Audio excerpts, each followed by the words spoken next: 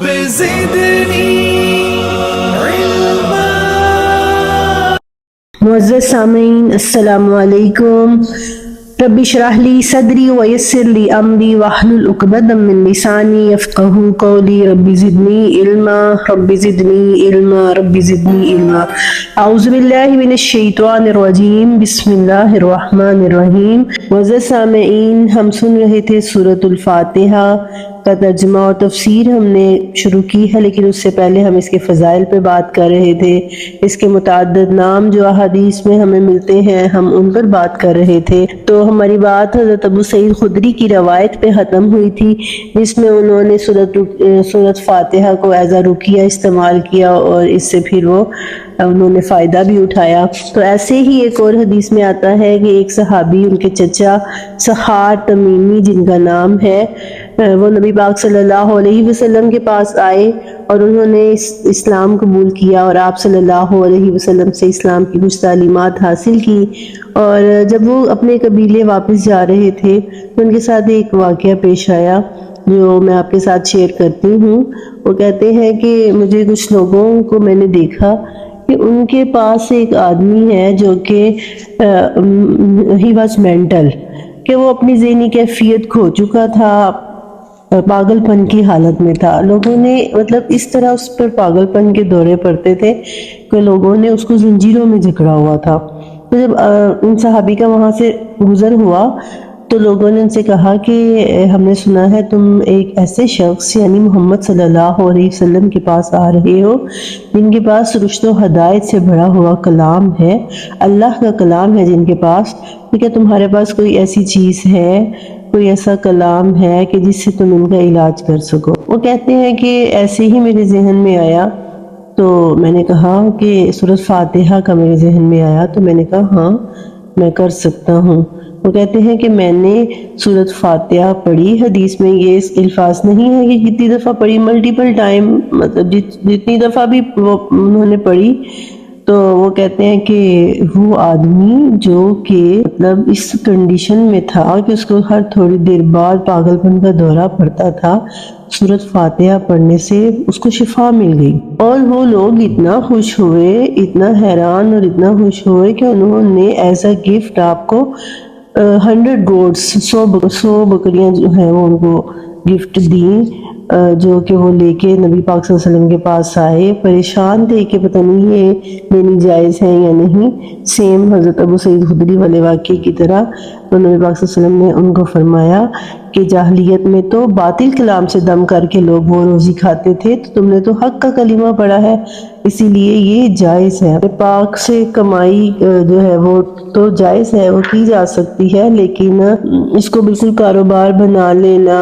اور پھر تعویذ بنانا اور انہیں پانی میں گھول کر پلانا، گلے میں لٹکانا، یہ سب جو ہے وہ شرعاً ناجائز ہے، اور یہ ایسے کام ہے جو ایمان کو، یہ وہ اعمال ہیں جو ایمان کو کمزور کر دیتے ہیں۔ ایک اور حدیث میں ہے، حضرت سعید بن معلیٰ سے روایت ہے، وہ کہتے ہیں کہ کنت اصلی فی المسجد، میں مسجد میں نماز پڑھ رہا تھا کہ جب رسول اللہ صلی اللہ علیہ وسلم نے مجھے آواز، لیکن میں نے ان کی آواز کا جواب نہیں دیا اور میں نماز پڑھتا رہا۔ جب میں نے اسلام پھرا، میں نبی صلی اللہ علیہ وسلم کے پاس گیا تو آپ صلی اللہ علیہ وسلم نے فرمایا کہ جب میں نے تمہیں بلایا تھا تو تم کیوں نہیں آئے؟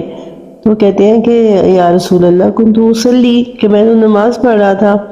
آپ صلی اللہ علیہ وسلم نے فرمایا کہ تم نے قرآن کی یہ آیت نہیں سنی، یا ایھا الذین آمنوا استجیبوا للہ ورسولہ اذا دعیتم لما یحییکم، کہ جب تمہیں اللہ اور اس کا رسول پکارے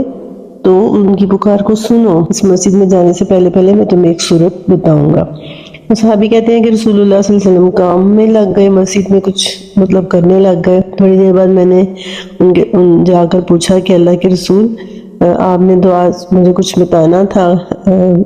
آپ نے کہا کہ میں تمہیں اس صورت کے بارے میں بتاؤں گا کہ جو سب صورتوں سے بڑھ کر ہے۔ آپ صلی اللہ علیہ وسلم نے فرمایا کہ ہاں، میں آج تجھے قرآن کی ایک ایسی صورت بتاتا ہوں جو تمام صورتوں سے بڑھ کر ہے، اور وہ ہے الحمدللہ رب العالمین، یعنی سورۃ فاتحہ۔ وہی سبع من المثانی ہے اور وہی قرآن عظیم ہے۔ یعنی سورۃ فاتحہ کو قرآن عظیم بھی قرار دیا گیا۔ تو حضرت ابو ہریرہ کی ایک روایت ہے، وہ کہتے ہیں کہ سورۃ الحمد ہی ام القرآن ہے، وہی ام الکتاب ہے، اور وہی 7 آیتیں ہیں جو بار بار پڑھی جاتی ہیں، سبع من المثانی ہے۔ تو سورۃ فاتحہ کا جو ہے سب سے مشہور نام ہے وہ الفاتحہ ہے، یعنی مقدمہ یا دی بادشاہ یا پیش لفظ۔ تو علماء کی اس بارے میں 2 رائے ہے، وہ یہ ہے کہ سورۃ فاتحہ کو جو الفاتحہ کہا گیا یا قرآن کے شروع میں رکھا گیا، تو اس کی وجہ یہ ہے کہ سورۃ فاتحہ دراصل میں ایک دعا ہے۔ اس میں ہمیں دعا کرنی بھی سکھائی گئی کہ جیسے شروع میں آتا ہے الحمدللہ رب العالمین الرحمن الرحیم مالک یوم الدین،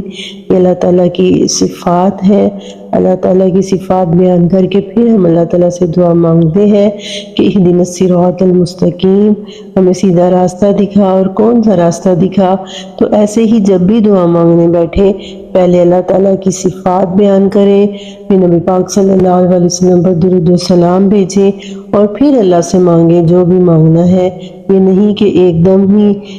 ہاتھ اٹھایا اور مانگنا شروع کر دیا۔ تو سورۃ الفاتحہ دعا بھی ہے، اور اس میں دعا مانگنی بھی سکھائی گئی ہے،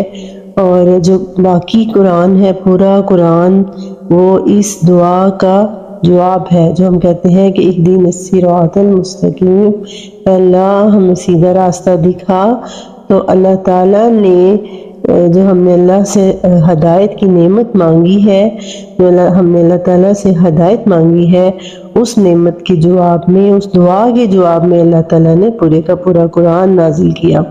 تو علماء کی ایک رائے یہ ہے کہ فاتحہ دعا اور باقی قرآن جو ہے وہ جواب دعا ہے، اور دوسری روایت مفسرین اور علماء کی یہ ہے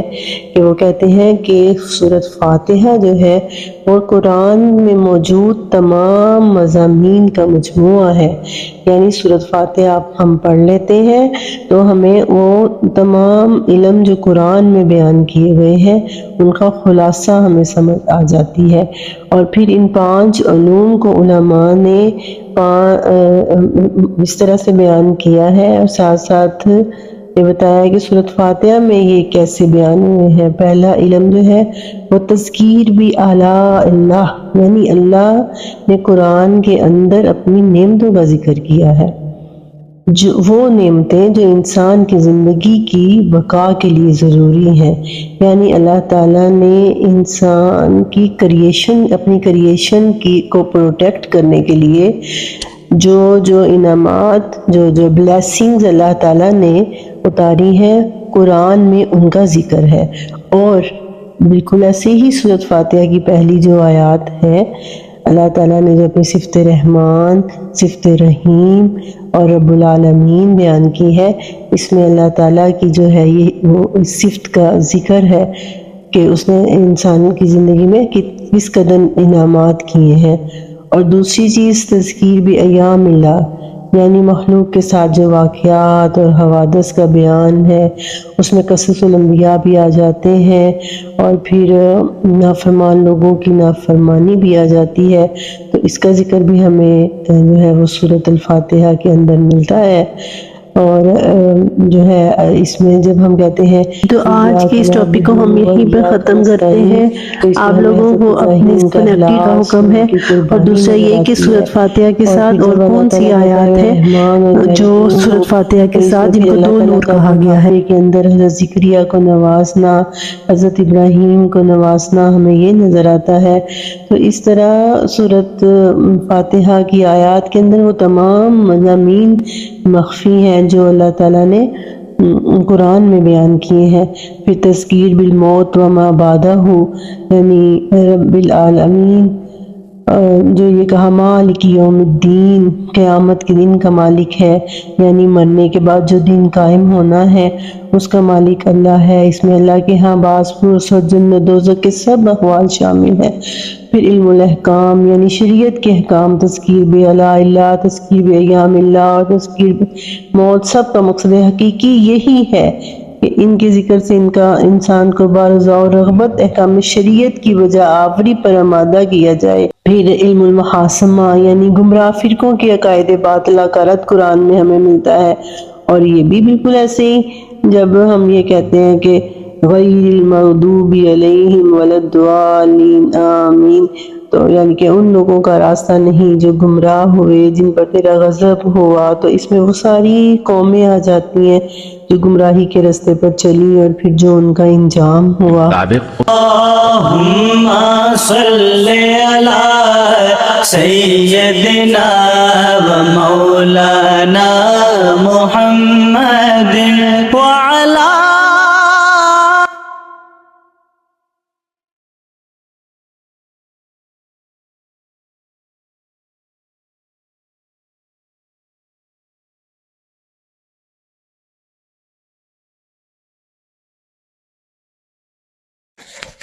جی تو بالکل ایسے ہی سورۃ الفاتحہ جو ہے یہ پورے قرآن کا خلاصہ ہے،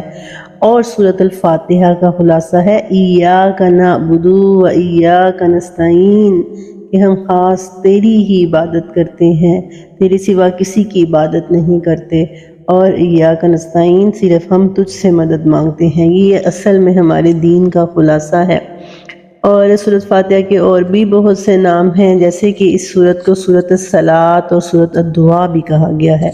چنانچہ ابو ہریرہ فرماتے ہیں کہ رسول اللہ صلی اللہ علیہ وسلم نے فرمایا،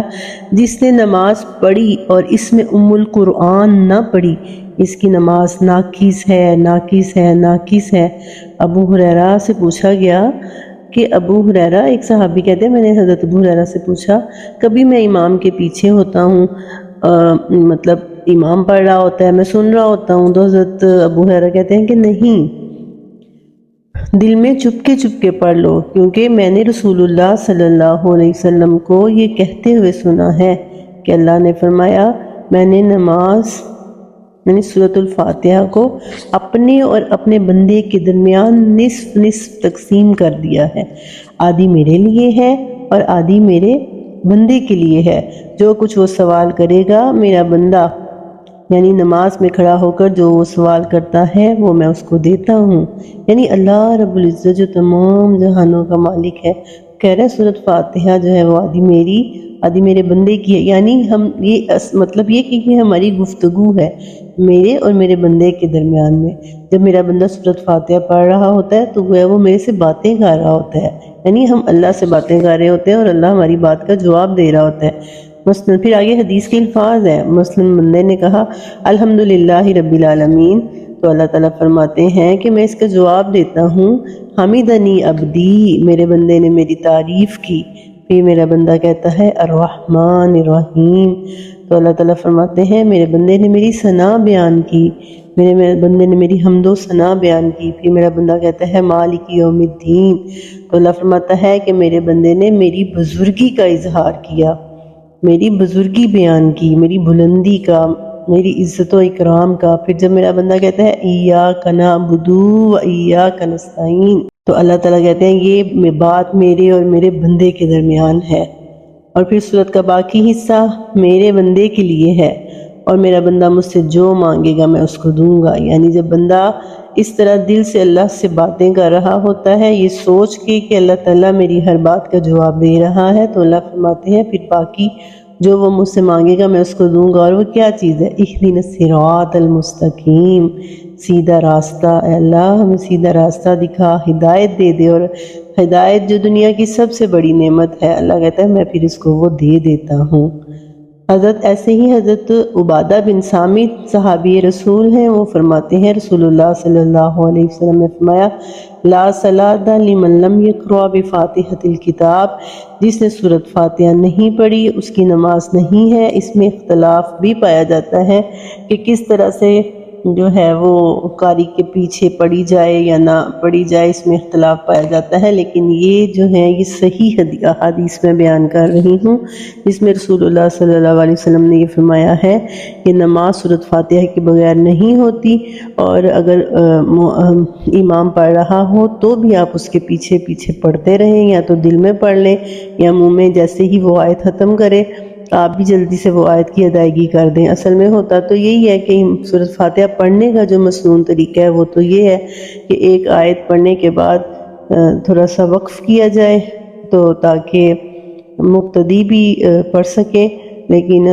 بہت کم آج کل یہ طریقہ فالو کیا جاتا ہے۔ تو بہتر یہی ہے کہ ہم دل میں پڑھ لیں یا پھر پیچھے پیچھے جو ہے جس طرح سے ہم سے ادائیگی ہوتی ہے ہم وہ کر لیں۔ اللہ یا اللہ عبدك يلبي نداك اللہ